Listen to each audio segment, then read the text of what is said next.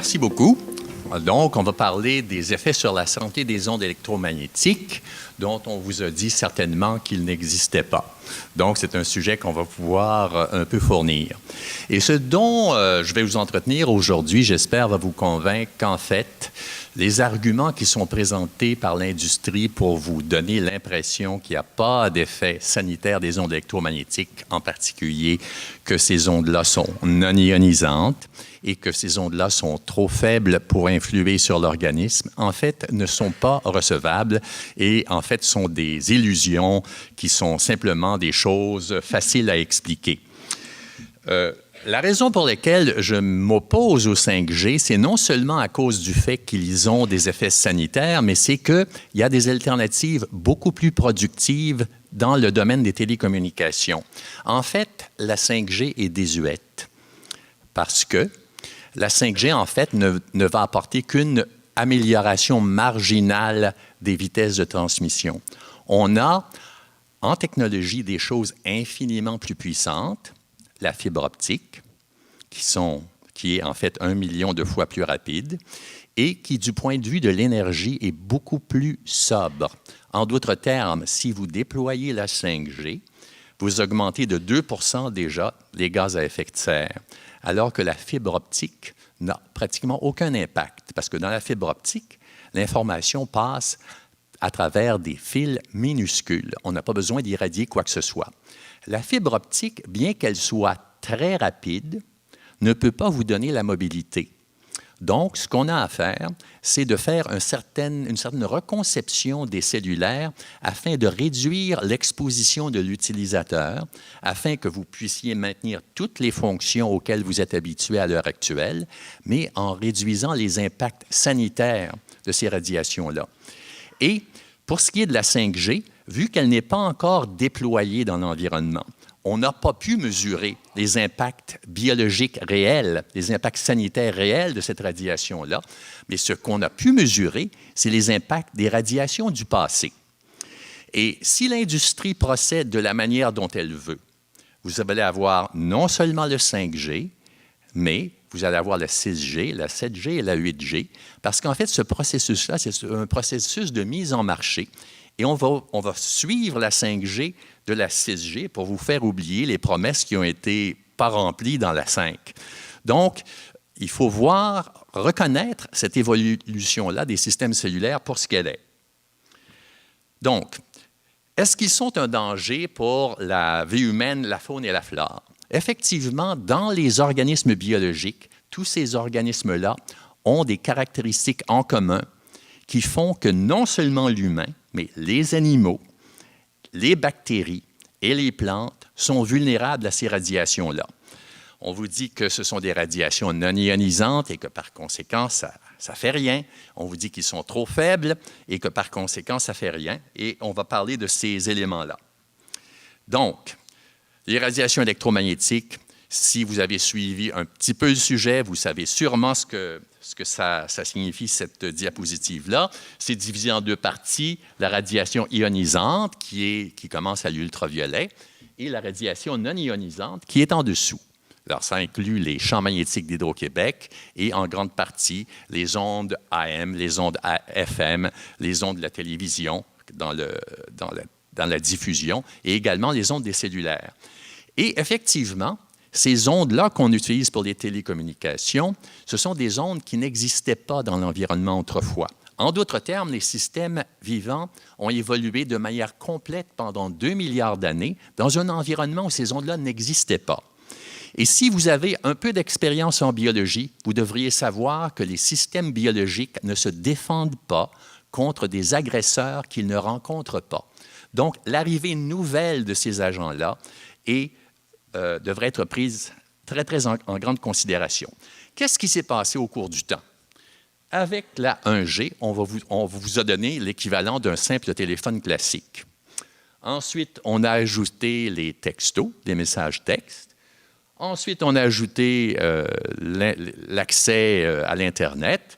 Et avec ça, la 4G, on a ajusté le vidéo streaming. En d'autres termes, on augmente toujours la vitesse pour des fonctions de plus en plus, je dirais, sophistiquées.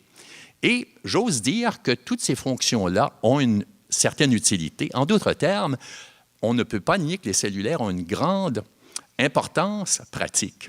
Donc, mon intervention aujourd'hui, ce n'est pas de vous donner l'impression qu'on va éliminer les cellulaires, simplement qu'on va les rendre plus compatibles avec la race humaine. Parce que dans la 5G et dans l'Internet des objets, l'intention de l'industrie et la philosophie de l'industrie, c'est simplement de mettre le plus d'objets possible connectés à l'Internet, d'en mettre en fait un nombre pratiquement illimité. Le problème de ça, fondamentalement, on pourrait dire en théorie que d'avoir chaque grain de sable dans une plage qui communique avec chaque autre grain de sable dans cette plage-là, c'est une bonne idée. Malheureusement, si on fait ce genre de manœuvre-là, on va augmenter de manière absolument démesurée les radiations électromagnétiques dans l'environnement et il va y avoir des conséquences sanitaires à ce genre de manœuvre-là. Donc, dans le passé, on avait des ondes qui étaient plus ou moins comme ça. En d'autres termes, ma voix a une certaine oscillation que vous voyez en haut ici. Mais pour que ça puisse être diffusé, télédiffusé en quelque sorte, il fallait avoir une porteuse, donc une fréquence plus élevée qui se propage plus facilement à partir d'une antenne. Donc, on avait la modulation d'amplitude. Avec des techniques un peu plus avancées en électronique, on a pu utiliser des fréquences plus élevées et avoir des techniques comme la modulation de fréquence, où on ne change pas l'amplitude du signal pour représenter la voix, mais on change la fréquence du signal pour la représenter. Mais à partir de la deuxième génération de cellulaires, on a changé de manière drastique le type de signal qu'on utilisait. C'est que plutôt que d'avoir des ondes très progressives, on avait des impulsions. La raison pour laquelle on utilisait des impulsions, c'est que sur une même fréquence, on pouvait emmagasiner 12 conversations simultanément. Donc, on pouvait émettre seulement 1/12e du temps, parce que la voix était codée de manière digitale. Donc, si vous pouvez croire qu'un coup de poing est la même chose que de prendre une marche, vous pouvez penser que ces ondes impulsives-là ont la même, ont le même impact biologique que les ondes modulées normalement. Et ce qui s'est produit, c'est que quand on a introduit ces ondes-là dans l'environnement, les ondes pulsées, on a réalisé qu'il y avait des réactions en fait physiologiques, neurologiques dans la population qu'on connaît à partir, par exemple, des compteurs intelligents et d'autres systèmes. Et finalement, une autre chose importante, c'est que lorsque les standards de protection vis-à-vis des ondes électromagnétiques ont été établis, ils ont été établis par les militaires vers 1966. Et à cette époque-là, il y avait un nombre très limité d'individus qui étaient exposés aux ondes électromagnétiques. Donc, très limité, et dans une population, les militaires, qui intuitivement acceptent les risques. Dans les discussions qui ont mené à l'établissement du standard de protection basé sur la chaleur, les militaires disaient ouvertement que, ben oui, mais nous, les militaires, on est habitués à assumer des risques. Donc, le fait qu'il y ait des risques de cancer, ce n'est pas quelque chose nécessairement qui dérange un pilote dans un F-16. Donc, est-ce que ces risques-là qui sont acceptables pour les militaires sont acceptables pour vos enfants? Moi, je pense que non. Et au cours du temps, ce qui s'est produit, c'est que les doses de radiation, comme vous pouvez voir ici, en fonction de la fréquence ici, donc ça c'est le maximum des télécommunications et ça c'est le minimum des ondes praticables, bien, au cours du temps, en 1950, 1980, en 2010, ça augmente toujours. Et on met de plus en plus de systèmes en opération, ce qui fait que l'environnement électromagnétique s'enrichit toujours. Et la limite que vous voyez en haut, ici, c'est la limite thermique. En d'autres termes, si on atteignait ces limites-là, bien, il y aurait des parties du corps qui chaufferaient sur la base de l'émission électromagnétique. Et pour votre information, entre deux étapes ici, il y a un facteur de 1000. Donc, on a augmenté de manière incroyable la densité de ces signaux-là à l'intérieur de l'environnement humain. Voici un appareil qui permet de mesurer ces radiations-là de manière très convaincante. Et les individus qui veulent se défendre vis-à-vis de ces radiations-là, parce qu'il y en a qui sont très intolérants vis-à-vis des radiations, bien, ils ont des petits appareils portatifs pour savoir quel est le niveau dans un endroit, afin de savoir si, oui ou non, ils peuvent y rester. Donc, comme les Soviétiques nous l'avaient dit vers 1960, le système nerveux est sensible particulièrement aux impulsions électromagnétiques, est sensible même aux anciennes ondes électromagnétiques. Et si on ne fait pas attention, il va avoir des réactions personnelles en particulier extrêmement sophistiquées. Donc, pour expliquer pourquoi ces ondes-là influencent vos cellules, je vous amène dans une cellule et en particulier, je vous amène dans une mitochondrie. Voyez-vous, en rouge ici. Dans une cellule, dans un œuf humain, il y a 1/3 de mitochondries. Dans une cellule cardiaque, il y a 50 000 mitochondries. À l'intérieur de chaque mitochondrie, on a des enzymes extrêmement importants pour le fonctionnement de l'humain, des enzymes qui produisent l'adénosine triphosphate, qui est le matériel fondamental de l'énergie cellulaire. Et si vous altérez la production de cette énergie-là avec des ondes électromagnétiques, l'organisme doit réagir et doit se défendre. Donc, l'enzyme qui finalement produit la TP synthase est ici, la TP synthase, et comme vous voyez, il tapisse la membrane à l'intérieur des mitochondries. Et alors, comment fonctionne ce processus de production de l'ATP? Il se produit en utilisant des transferts d'électrons qu'on voit ici en rouge et des transferts de protons qu'on voit ici en bleu.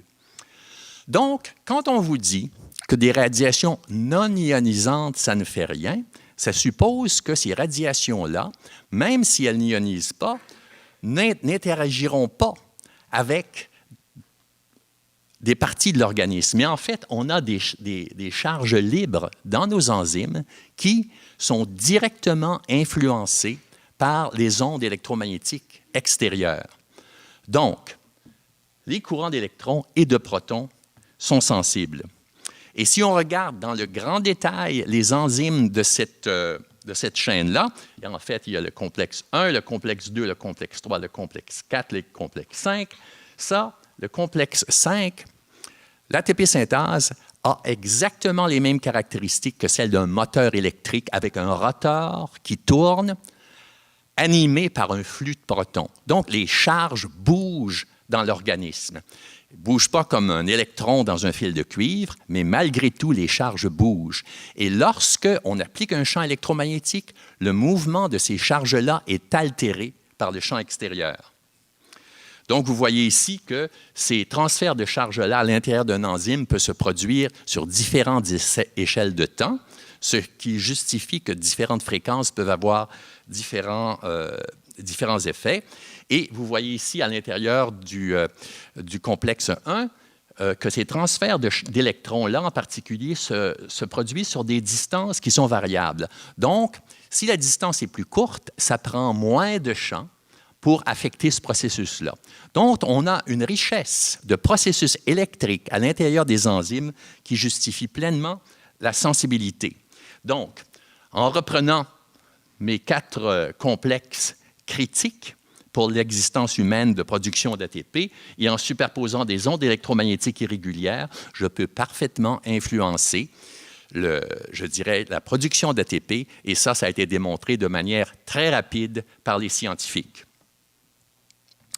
Et cette diapositive-là est simplement pour vous indiquer que ce processus-là de phosphorylation oxydative, qui produit l'énergie dont tous les organismes vivants ont besoin, s'étend à tous les organismes vivants. C'est vieux de 2 milliards d'années. C'est un système qui a été réutilisé par la nature de manière systématique. Donc, les ondes électromagnétiques influencent les végétaux, les bactéries, les humains, les animaux, les abeilles, tout ça. Les biologistes qui sont spécialistes de l'évolution nous donnent cet avertissement-là en anglais. En d'autres termes, si vous jouez avec les mécanismes d'oxydoréduction, vous perturbez les mécanismes mêmes de la vie. Et donc, les conséquences peuvent être absolument drastiques. Bon, on dit que les champs trop faibles ne peuvent rien faire. L'évidence est tout le contraire. Dans cette diapositive-là, vous avez ici les limites que la FCC aux États-Unis et le Code 6 du Canada vous disent qui sont susceptibles de produire des effets biologiques. Chacun des points rouges est une observation d'un scientifique, qui est identifié ici, qui sont au-dessous des limites thermiques. En d'autres termes, on a énormément de rapports scientifiques qui nous disent qu'on a des effets à des limites bien au-dessus de ce qui est thermique. Et c'est très troublant de constater que l'industrie a pu, je dirais, mettre sous le tapis toutes ces observations-là pendant autant de temps. Et en réalité, je vous montre ici un produit qui est disponible sur le marché, qui montre des sensibilités au champ magnétique de 0,2 nanotesla et de 0,02 nanotesla, qui sont absolument minuscules. Et peut-être que ces chiffres-là ne veulent pas dire grand-chose quand on n'a pas fait de mesure, mais en réalité, ces sensibilités-là sont capables d'expliquer toutes les observations qu'on voyait précédemment. Et ce mécanisme-là de détection des champs magnétiques, par exemple, dépend du flip, du spin des électrons, qui peut parfaitement se produire dans tout organisme biologique et changer la probabilité de transfert de charge d'une molécule à l'autre dans une enzyme.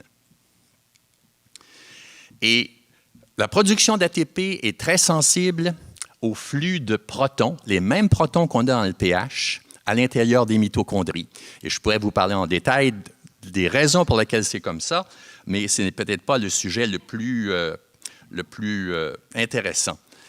Et pour vous montrer jusqu'à quel point le processus est dynamique, je vous montre une animation d'un proton qui se promène dans une molécule dans un milieu d'eau.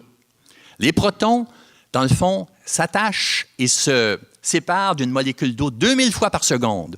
Donc, il y a énormément dans votre corps de processus instables qui n'ont pas besoin d'ionisation pour se manifester, mais qui peuvent être influencés par les présences de champs magnétiques.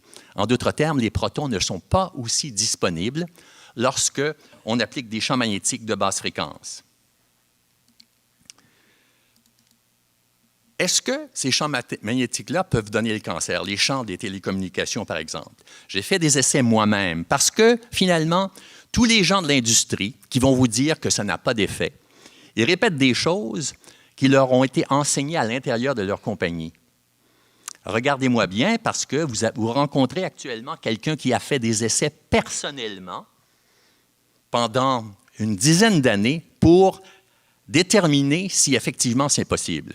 Et là, ici, on a tous les cancers, je vais vous rendre ça un peu plus petit, on a tous les cancers humains importants. La leucémie, cancer du sein, cancer du poumon, cancer du côlon.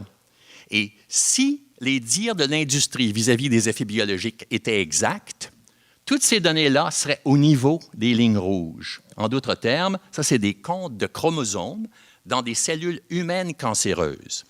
Et ces champs-là sont des champs qu'on voit, des champs ici dans le milieu domestique, dans le milieu commercial et dans le milieu professionnel. Et comme vous pouvez voir, tous ces champs magnétiques-là ont des influences sur les cellules cancéreuses. Ça augmente la diversité des cellules cancéreuses. Donc, vous payez des milliards pour développer des nouvelles drogues pour lutter contre le cancer. Vous êtes soumis à des champs électromagnétiques. Ils sont capables de diversifier la population des cellules cancéreuses au point où ces drogues-là vont être inefficaces. Chez les animaux, on a également des évidences extrêmement claires. Donc, j'ai ici des études animales 92, 97, 2015, 2019 et 2019. Toutes ces études-là utilisent des animaux, soit des rats ou des souris. On applique des champs électromagnétiques et on compte les tumeurs. Ce n'est pas subjectif, ça. Au total, dans ces essais-là, il y a 4288 rats et 2180 souris qui ont été sacrifiés pour trouver une réponse à cette question-là. Et la réponse inévitable, c'est que les ondes électromagnétiques favorisent le cancer. Ça ne veut pas dire que vous allez tous mourir du cancer demain si on déploie la 5G. Qu'est-ce qui va se passer si effectivement on déploie la 5G? Eh bien, ce qui va se passer, c'est que le cancer qui est actuellement en hausse et qui dépasse les maladies cardiaques comme cause principale de décès dans nos pays, va continuer à augmenter. Et ça veut également dire que la distance entre le moment où vous êtes né et le moment où vous êtes malade va continuer à rétrécir parce qu'actuellement, dans la population nord-américaine, vous êtes malade avec des maladies chroniques de plus en plus tôt. Vous êtes malade de plus en plus tôt à cause, en partie, des effets des ondes électromagnétiques et d'autres disrupteurs endocriniens qui sont répandus dans l'environnement en général. Donc, je ne veux pas dire que les ondes électromagnétiques sont le total des déterminants de votre santé, mais ce que je vous dis, c'est que c'est un agent qui n'est pas sanitaire et qu'on peut l'éviter si on a la volonté de le faire. Donc, ces études-là, vous pouvez voir les abstracts. L'étude du National Toxicology Program qui a été publiée cette année, c'est quelque chose qui a coûté 30 millions de dollars américains avec des expérimentations extrêmement sérieuses dans les meilleures conditions de l'art de la toxicologie. Quand les résultats sont sortis, la FDA américaine, qui est partie du gouvernement américain, était trop choquée pour admettre que ces résultats-là étaient valables. Ils ont dit que les expositions n'étaient pas nécessairement représentatives de ce que Monsieur Tout-le-Monde subit dans sa vie courante. Mais en toxicologie, c'est toujours de cette manière-là qu'on procède. Afin d'avoir des données claires, on augmente l'exposition à une certaine limite qu'on juge tolérable afin d'avoir un résultat statistiquement significatif. Donc, le NTP vous disait, c'est dangereux de vous mettre un cellulaire contre la tempe. Et l'étude de Ramazzini, en Italie, qui investiguait les effets d'une tour de cellulaire, vous dit exactement la même chose. En d'autres termes, ce que je vous dis en clair, c'est que vivre à moins de 500 mètres d'une tour cellulaire, ça altère votre santé du point de vue du cancer et du point de vue d'autres problèmes neurologiques et probablement du diabète également. Donc, ce n'est pas un effet non documenté, c'est un effet qu'on voit dans la littérature. L'effet du 5G, c'est quoi? C'est qu'on va mettre une tour de cellulaire à toutes les 5 maisons. Donc, vous allez tous vivre à l'intérieur de 500 mètres d'une tour cellulaire. Vous n'allez pas tous mourir le lendemain. Il ne faut pas exagérer, mais c'est un ingrédient dans l'environnement, en particulier un ingrédient supplémentaire dont on n'a pas besoin. On ne devrait pas le déployer et en fait, ce qu'on devrait faire, c'est réviser l'équipement, les téléphones cellulaires qu'on a déjà afin de réduire votre exposition, afin de réduire de l'impact de l'agent. Je ne vois absolument pas pourquoi on doit se coller un téléphone cellulaire contre la tempe. À mon avis, il ne devrait pas fonctionner avec un détecteur de proximité quand vous le collez contre votre corps. De cette manière-là, on pourrait réduire de manière significative votre exposition avec un simple petit capteur. Mais la vérité, c'est que l'industrie n'a jamais, dans le passé, fait le moindre effort pour réduire votre exposition. Ils comptaient sur le marketing pour vous faire accepter ce produit-là sans condition. Du point de vue de l'évidence humaine, en 2002, l'Agence internationale de recherche sur le cancer dit que les champs de basse fréquence sont cancérigènes basés sur l'incidence de la leucémie chez les enfants. En 2011, la même agence dit que les radiofréquences sont associées au cancer du cerveau. Donc, on a de l'évidence humaine et le professeur Tony Miller de l'Université de Toronto nous dit que probablement dans les années qui vont suivre, les ondes électromagnétiques vont être reclassifiées comme cancérigènes de classe 1, donc confirmées comme étant cancérigènes chez l'humain. Donc, quand on vous propose d'augmenter la prolifération des antennes, je pense que ça constitue une erreur. Et personnellement, j'ai vérifié que ces champs-là, soit les champs de l'Hydro-Québec ou ceux des ondes électromagnétiques des télécommunications, augmentaient le nombre de radicaux libres dans le matériel biologique. Il y a une grande littérature qui supporte exactement cette même assertion-là. Donc, les radicaux libres sont associés à un grand nombre de maladies chroniques. Ça veut dire que si vous utilisez une grande quantité de radiation dans votre vie courante, vous n'allez pas sentir nécessairement immédiatement, comme les électrosensibles, des conséquences immédiates et aiguës. Mais lorsque vous allez arriver à votre retraite, vous allez être en moins bonne forme et vous allez être malade plus tôt. Parce que ces radicaux-là sont associés au diabète, aux maladies cardiaques, Parkinson, Alzheimer, sclérose multiple, amyotrophic lateral sclerosis, maladies psychiatriques, reproduction et autisme. Bon, les hypersensibles, c'est une population qu'on a plus ou moins produite en utilisant des impulsions électromagnétiques pulsées avec les compteurs d'Hydro-Québec et avec les nouvelles générations de cellulaires. Ces gens-là, en fait, ont un grand nombre de symptômes et les symptômes sont diversifiés parce que tout le monde n'est pas pareil. Et ces gens-là vivent dans des conditions extrêmement difficiles. Souvent, ils ne peuvent pas sortir de chez eux et quand ils sortent, ils doivent se protéger des radiations. Un exemple en France, un exemple à Washington. Et il y a beaucoup de gens qui ressentent des symptômes, mais qui n'associent pas à quelque chose de tellement grave. Et les électrosensibles ont des caractéristiques génétiques relativement au glutathion, qui est un enzyme de détoxification qui les différencie des autres personnes dans le sens où c'est une variation naturelle chez les humains. Et si vous avez la malchance d'être homozygote pour cet enzyme-là, ben, vous avez des problèmes.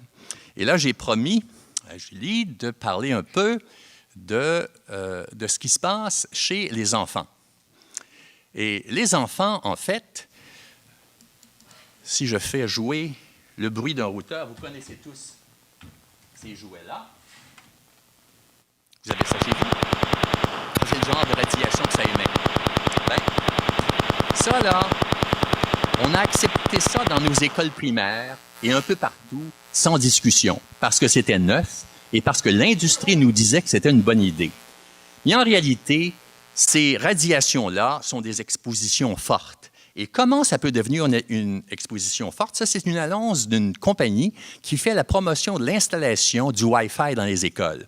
Et ce qu'on vous dit là-dedans, c'est que on peut avoir jusqu'à 99 ordinateurs dans une salle, et si les routeurs ne fournissent pas, on va en mettre plusieurs. Et si vous avez des ordinateurs XO comme ceux-là, non seulement ils communiquent avec le routeur, mais ils communiquent entre eux en plus. Donc, les émissions de radiation auxquelles les étudiants sont soumis peuvent approcher les limites thermiques. Donc, ces limites-là sont très élevées et en fait, on a observé beaucoup d'effets bien en dessous de ça.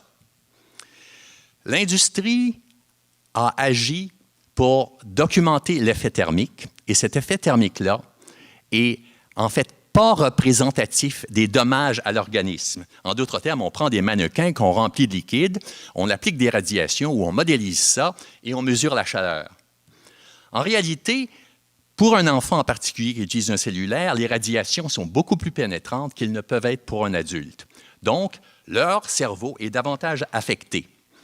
Et si on regarde les observations vis-à-vis des dommages effectivement créés au cerveau par les radiations, c'est totalement différent de ce que l'ingénierie nous suggère avec ses patrons thermiques. Si vous regardez ce rat exposé là, dans le cas d'un rat, les radiations passent au travers du cerveau. Et vous voyez des endroits où c'est brun. Ici, brun et brun, c'est normal parce que ça, c'est l'hypothalamus. Et l'albumine est capable de pénétrer dans ces cerveaux-là de manière naturelle. Il y a des structures spéciales qui permettent la pénétration de l'albumine. Ce qui n'est pas normal, c'est que si vous voyez ce cerveau ici qui est exposé, il y a beaucoup de points bruns qui existent un peu partout, qui sont en fait des pénétrations d'albumine à l'intérieur du cerveau, alors que l'albumine, c'est une très grosse molécule qui ne devrait jamais pénétrer dans le cerveau. Donc, le patron thermique que l'industrie nous voudrait qu'on étudie est complètement incompatible avec celui-ci ou avec celui-ci d'un autre auteur qui montre que ce sont des points qui existent et non pas des patrons continus. Donc, ce n'est pas qu'on n'a pas de victimes. C'est une petite fille en Oregon qui était malade, ne pouvait plus aller à l'école jusqu'à ce que son médecin diagnostique que c'était le routeur qui la rendait malade. Donc, il y a des enfants électrosensibles qui ne peuvent pas avoir accès à l'éducation à cause de ce qu'ils ressentent. On l'a changé d'école et maintenant, elle va parfaitement bien. Mais on a beaucoup d'effets qui sont démontrés. Si vous mettez des gens dans un scanner de résonance magnétique nucléaire avec un cellulaire éteint ou allumé, on peut mesurer de manière évidente, voyez-vous, avec la croche, la flèche ici, qu'il y a un changement du métabolisme du glucose. Donc, le fait d'avoir un cellulaire contre la tempe change le métabolisme du cerveau. Mais ça fait bien d'autres choses. Ça, c'est la molécule d'albumine. Et la molécule d'albumine n'est pas supposée d'entrer dans le cerveau. Mais la molécule d'albumine est une molécule très importante pour l'organisme parce que c'est une molécule de détoxification. Elle fixe et elle atténue l'exposition des tissus importants du corps à toutes sortes de substances toxiques, comme par exemple l'arsenic, le plomb, le disulfide de carbone, le mercure méthyle, le chlorure de vinyle, le benzène, le toluène. Toutes ces molécules-là peuvent se fixer dans l'albumine. Donc, si vous laissez l'albumine pénétrer dans le cerveau et que vous êtes exposé à des substances toxiques en même temps, ces substances-là vont toutes pénétrer à l'intérieur du cerveau. On observe que chez les étudiants qui sont très dépendants de l'utilisation du téléphone cellulaire, il y a des changements dans le volume de la matière grise et de la matière blanche dans le cerveau. Dans cette étude-là en particulier, c'est incertain si l'effet est dû à des changements d'habitude ou aux radiations elles-mêmes. Mais on a des évidences beaucoup plus intéressantes, comme par exemple, c'est qu'on fait pousser des cellules représentatives du système nerveux sous des champs de téléphone cellulaire et leur morphologie change. En d'autres termes, avec ou sans radiation, les cellules n'ont tout simplement pas la même apparence. Donc, l'idée que ces radiations-là, et on parle là de radiation non thermique, naturellement. Ensuite, on parle d'apoptose. Ça, c'est la mort des cellules dans des cultures primaires d'astrocytes et de neurones. On voit encore des effets que les cellules peuvent mourir sur la base d'applications de signaux non thermiques. Et on sait, sur la base de l'épidémiologie, que d'utiliser des téléphones cellulaires augmente l'incidence des maux de tête. Donc, finalement, on a des populations d'électrosensibles, on a des gens qui ont des maux de tête, et finalement, dans une étude sur la coordination motrice et le comportement chez les rats des animaux exposés à des expositions subthermiques, moins que ce qui est permis par le Code 6, bien, ils ont des changements dans leur niveau d'anxiété. Donc, ultimement, on a des changements de comportement détectables chez les animaux. La mémoire est affectée. En d'autres termes, peut-être que vous voudriez vous rappeler de faire des modifications chez vous après cette conférence-ci, mais si vous êtes un utilisateur lourd de cellulaire, peut-être que vous vous en rappellerez pas, parce que votre hippocampe, qui est le siège de la mémoire, est affecté et la capacité d'apprendre est affectée par ces expositions-là. Mais, malgré tout, le ministère de l'Éducation au Québec fait la promotion de l'introduction de toutes ces substances nocives-là dans nos écoles. Ce qui n'est pas le cas dans certains autres pays, comme en France, où on veut éliminer le Wi-Fi dans les écoles ou limiter très sérieusement leur utilisation. Donc, vous avez une merveilleuse classe modèle ici. C'est merveilleux. On a des enfants qu'on va éduquer. Vous voyez, ils ont tous des ordinateurs. Ils sont riches. Et ils ont des affichages qui leur donnent le sentiment d'être dans le vent. Mais dans cette classe-là, il va y avoir un étudiant qui va être électrosensible. Lui, il va rester à la maison. Et il va devenir un inconnu. Il va devenir le Wi-Fi kid, probablement, celui qui ne peut pas tolérer. Et sa maman va devoir s'occuper de lui.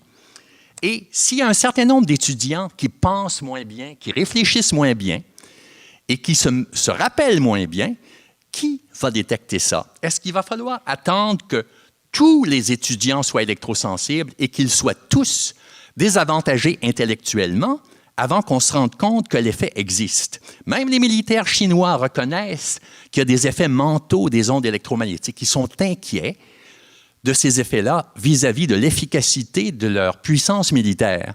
Les soldats américains, l'armée américaine sait depuis très longtemps qu'il y a des problèmes vis-à-vis de ces radiations-là. Mais est-ce qu'on perd des guerres à cause du cancer ou à cause du fait que nos soldats sont anxieux? Ce n'est pas réellement le cas.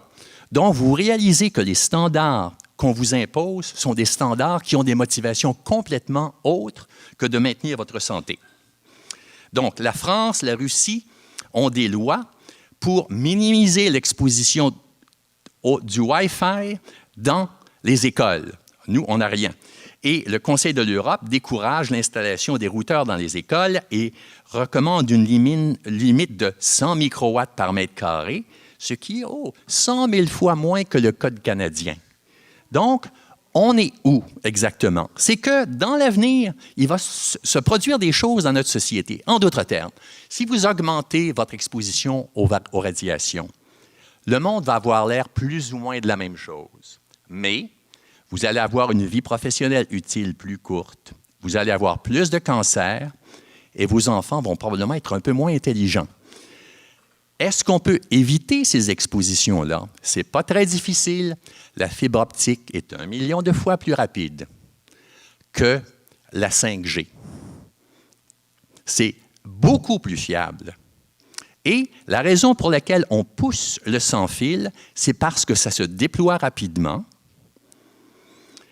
et qu'aux États-Unis, lors du break-up de l'American Telecom and Telegraph, qui était devenu un monopole, on a coupé les assignations et on a réglementé les câblodiffuseurs et ceux qui avaient des fils et on a laissé déréglementer le sans-fil.